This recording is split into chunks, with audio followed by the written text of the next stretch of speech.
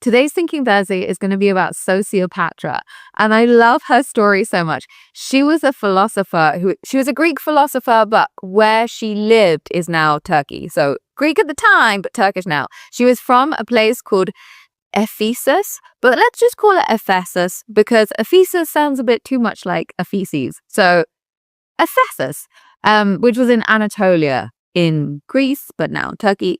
And she was from the 14th century, like early 14th century.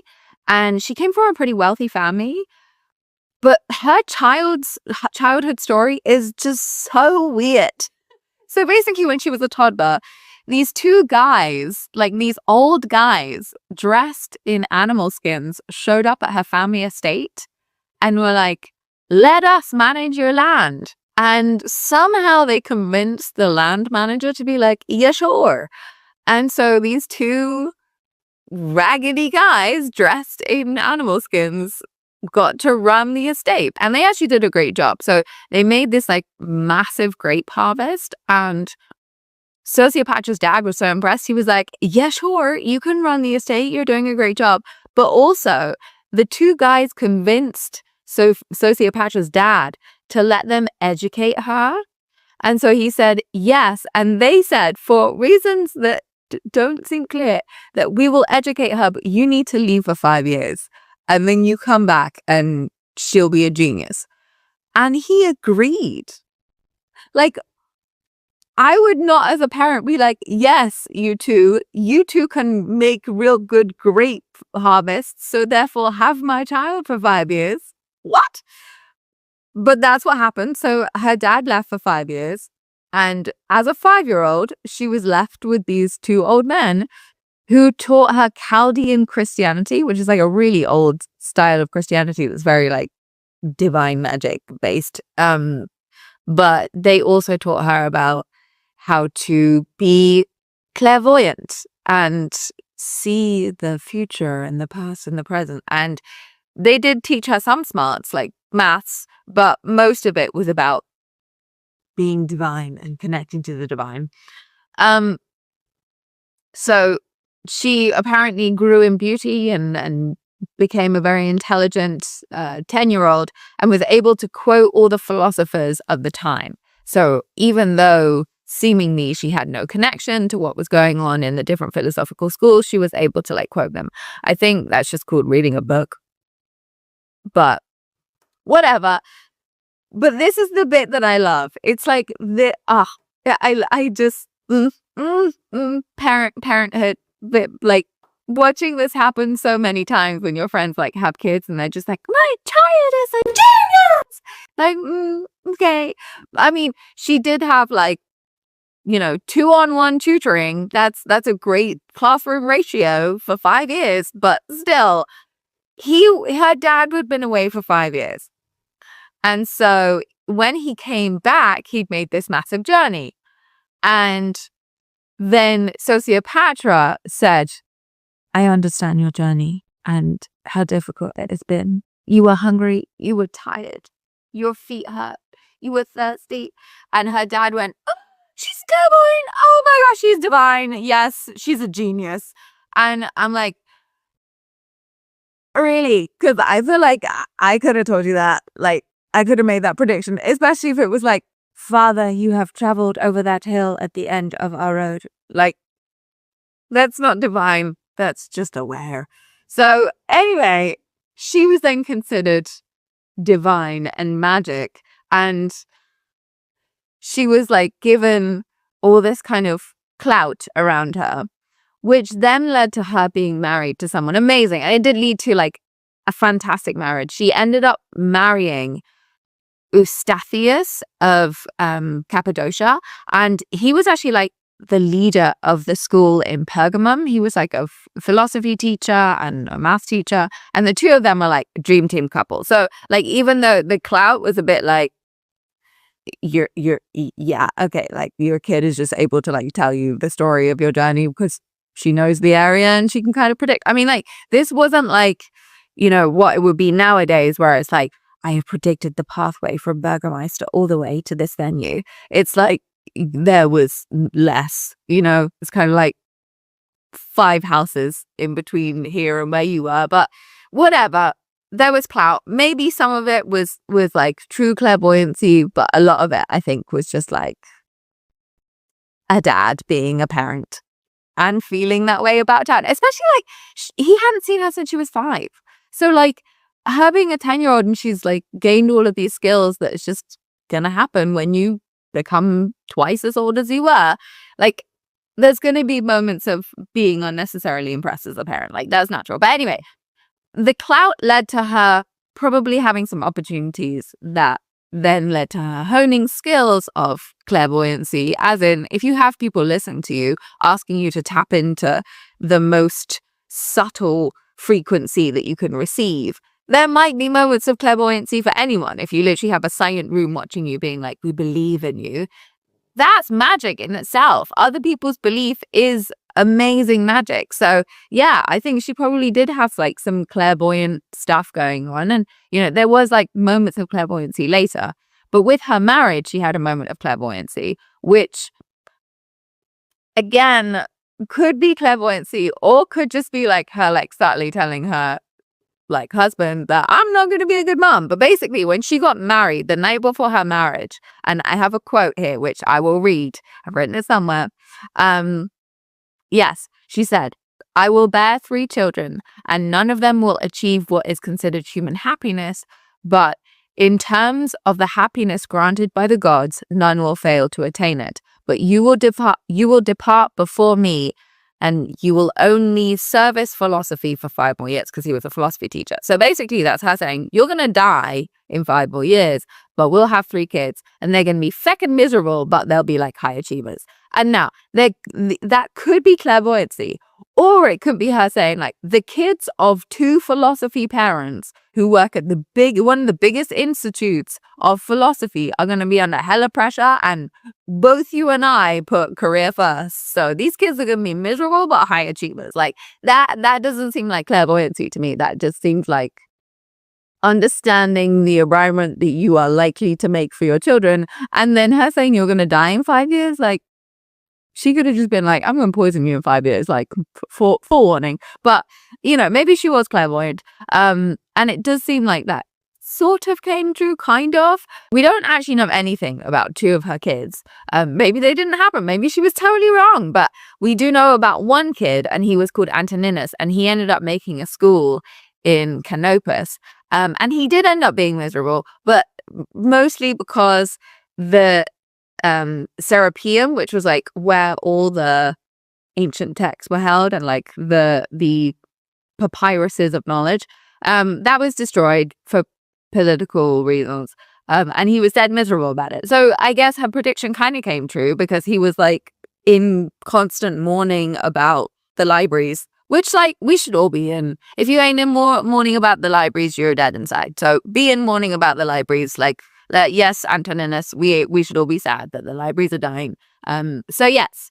And literally, currently, the libraries are actually being burnt. Let me just restate this again. Currently, what is happening to the libraries is that the books are being taken off the shelves, especially by companies that will buy crates of books for just like 10 euros each, and then they just burn them. The libraries are burning, people. The libraries are burning. So anyway, back to the story.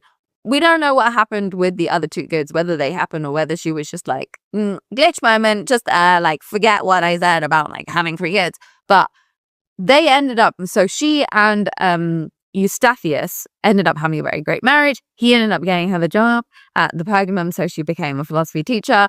And she was so good that his students would go to her lectures more religiously than they went to his. Like, that would be annoying as shit if you're in a relationship. You're like, I got my wife the job, and now all my students go to her lectures more. I would be annoyed. But anyway, he had a very kind temperament, and he had other successes. Which, amazingly, he was the orator for Emperor Constantius II, and he was like the ambassador for the emperor. And he went to King Shapur II, who was like of Sassoon, and was like saying, I'm going to go to war. And he talked him down. He was such a sweet talker. He was like, no, thanks. Let's be chill. Like, hang with me. Don't worry. Like, yes, brah. Like, Eustathius was like, yeah, he was nailing it. So he was a great orator, which makes sense if you're a philosophy teacher. And both of them were teaching philosophy and they were teaching Neoplatonism, which is like, Neoplatonism just means new Platonism. And so it was the Platonism that kind of came from like the 3rd century to the 7th century. That's like when that school of thought was happening. And it's not really like a single doctrine of thought. It's more like the peeps that were hanging around then teaching Platonic stuff, or Platonist stuff, not just like, let's not make out stuff. But the concept behind it is kind of that everything comes down to its original principle, the one, which we might look at as like, oh, that monism is so historic. But to be honest, that was kind of like Buddhism, really. Like everything is oneness. I go along with that doctrine as well. I think like everything is sort of connected to one, filters down to one central being. So yeah, like Neoplatonism. I'm down for it, babes. Let's go. But they also taught Pythagorean maths and geometry and the regular smarts that you would get at school. It's not just like, let's philosophy all the time. Because to be honest, I have a degree in philosophy and it just does nothing but make you question everything unnecessarily. Philosophy is probably the worst subject to do if you want to have a career of any kind, because it makes you just go, economics is a broken belief system. So yeah, I love philosophy. Study it in your own time. Don't pay thousands to go and study philosophy because it ain't going to help your career in any way. But anyway, so they had this happy marriage. They were teaching at these 2 different schools, and Sosipatra's like being hit all the time with her like, oh my God, I'm seeing the future. And you know what? Because if you're so like imbibed with the belief of others and the encouragement of others, I think that probably has a really good effect on your ability to stay confident enough to be in the subtlety. You know, if you're not like encaptured by like, oh, I must be here, I must do that. If you're just in the like, my time and my ability to listen to myself is super valuable because other people are telling you how valuable it is, that probably does some pretty magical things. But to give reference to just how like special people thought she was, all of what we know of her comes from other people. It's not from her teachings. It's from other people's notes about her. And so especially Eupius, who was like the guy who wrote the most, he kind of really documented her. But like, I'll give a quote of what he said about her and just like how like he was like, oh, she's amazing. But he said she outshone all men in wisdom, not by the learning of books alone, but by the divine nature that shone through her. So like they really think that the light shines out of her ass. Like, she be special. So I love that. I think, yes, maybe she was like a cult leader to some extent, but I think she was just a really good teacher.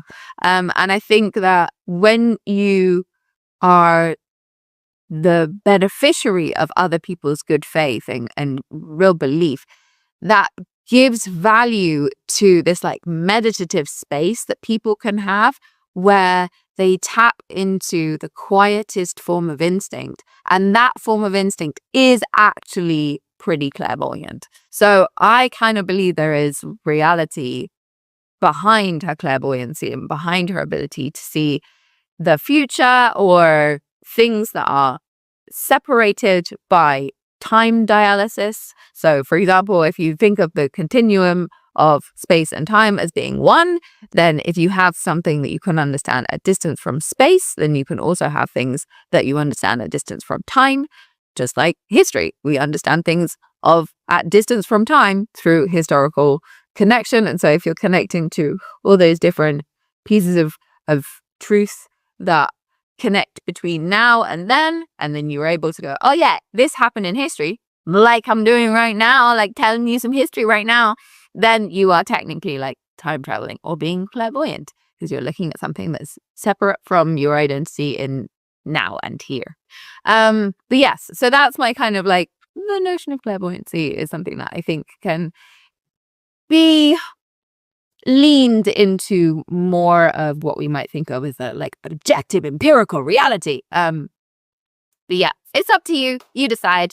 But one of the things she said during a lecture. So she was in the middle of giving a lecture about the afterlife, which is so fascinating because we don't think nowadays of like, yeah, my maths professor was giving a lecture about the divine afterlife.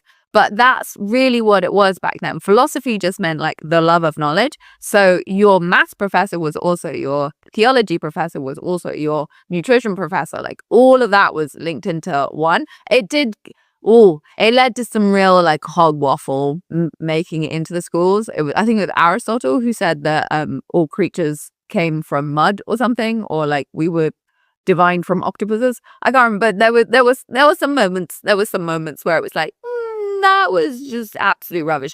But I think it was very interesting to have the holistic view of your teacher. So if you understand how your teacher's understanding of maths connects to their understanding of the afterlife or apples, it's really, really interesting. And so one of the things that she said, like interrupted herself during a lecture about her friend Philomita, who, interesting story there. But anyway, one of the things that she said about her friend Philomita, she stopped herself mid-lecture and she was like, and she said, "What is this? Look at my relative Philomita riding in a chariot. The chariot has overturned in a rugged part of the road and his 2 legs are in danger." And so maybe this is true, that actually happened at that moment. But anyway, supposedly she sent her servants to go and save his life. But Philomita is amazing. I love the story, the dynamic between the two of them. I adore. So basically, they had this mutual friend called Maximus, who he was also like a sophist and an orator, but he was very interested in like divine magic and things like that, of that ilk. And Philomita had an absolute crush on Sosipatra. Not surprising. She sounds beautiful and smart and amazing. Like I would have a crush on her too. And so Philomita apparently cast a spell on Sosipatra so that she would fall in love with him. And Sosipatra talks to Maximus and says like, "I'm having these things. Oh my God. Like Philomita becomes spice." And she'd married at the time and she's happily married. She's like in a very happy marriage, but she's starting to have feelings about this other guy. And Philomita is like, yeah.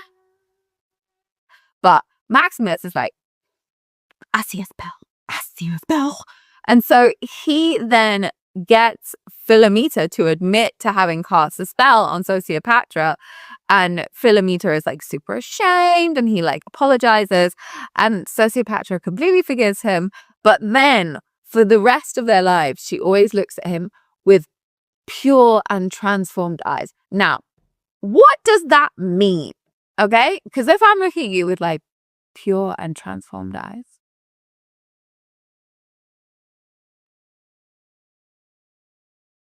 I might just be having a crush on you. Like, let's be honest, I might just have a smacking old crush on you. Like, that might be what's happening there.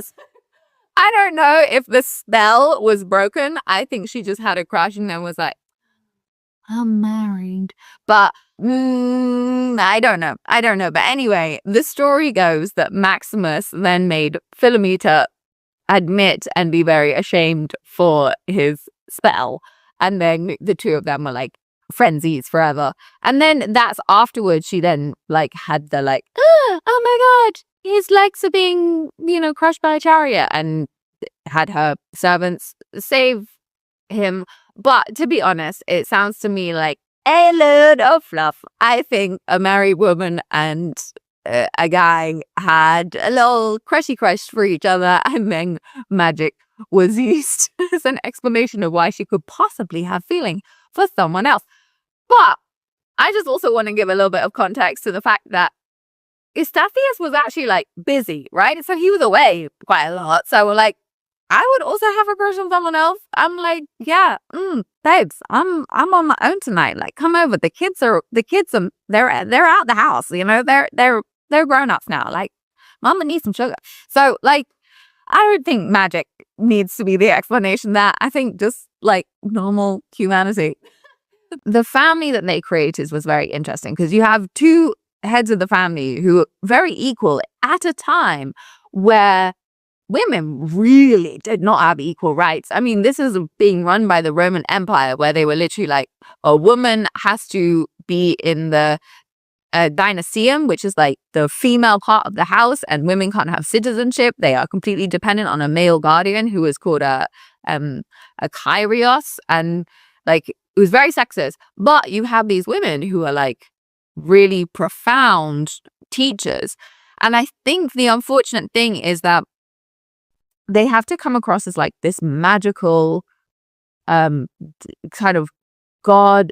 They have to come across as having like this magical God-given skill, and it has like patriarchal divinity, as in God is giving the skill. It's very much like masculine imbibing of divine skill. She be the magic, she is the anomaly, rather than just like women can be smart. So she was given this very like singular experience in teaching. Like there really weren't female teachers around at the time, and that's why it's kind of frustrating, the fact that she is kind of seen as divine, because it's like, maybe it's not that she is super magic, it's just that you've been ignoring the smarts of all the other women in your society. But these two, Eusthathius and Sosipatra, had a very equal household. Like they were respected equally. Well, actually, a lot of cases say that Sosipatra was respected significantly more and that she was listened to more, which I don't know how that went down in the household, but it seems like Eusthathius was very calm in temperament. So I don't think it led to any like blowouts, but yeah, interesting. But her son, Antoninus, turned out to be super smart and very, very gentle, but also very kind. He was very active in his community about leading with kindness and love, which I think is really interesting. If you have a very, even and equalized parental force, you create these children who are very respectful. So that was also very interesting. But I wanted to kind of look a bit further into, why did Eusthathius have this quite liberal perspective of women? Why was it that not only did he respect his wife's continuous self-educating in regards to philosophy and economics and mathematics, but why then did he get her a job at his place of work? Like, why was he so, like, great, that should be the norm, but why was he so open to that? And then I looked back into it. So basically, where he came from, Cappadocia, had this saint, but she was a real teacher, called Macrina the Younger. So Macrina the Younger was only called the Young. She's actually the eldest sibling of 10 kids, but she was called the Younger because her grandma was Macrina the Older. So she was just the younger relative to Granny. But she was a philosopher and a teacher and a great orator, as well as being a consecrated nun. Now, bruh, oh my gosh. So I didn't know what consecrated nun meant. So I looked it up, and it said that a consecrated nun marries the Lord Jesus, and it is consecrated by a bishop.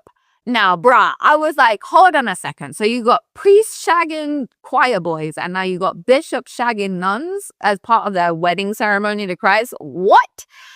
I then looked it up afterwards. That's not what consecrated means. It's not priests having a good old hook up with the nun on their supposed wedding day with Jesus. But yeah, that sent me on a real tailspin for a moment. I was like, but now I understand. Consecrated nun means something else. But anyway, so Macrina the Younger, the consecrated nun,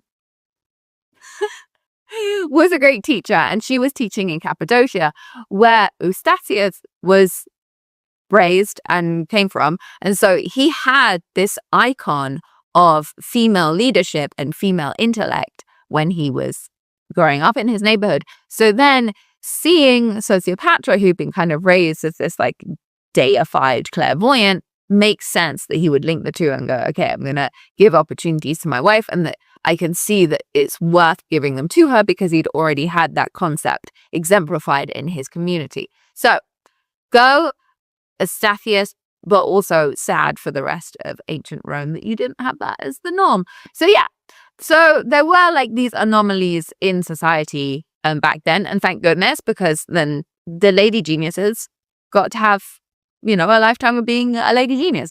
But also a consecrated nun is not a nun that was shagged by a bishop. And the libraries are burning. Yeah, that's my main take this the libraries are burning. Let's be sad about the libraries burning.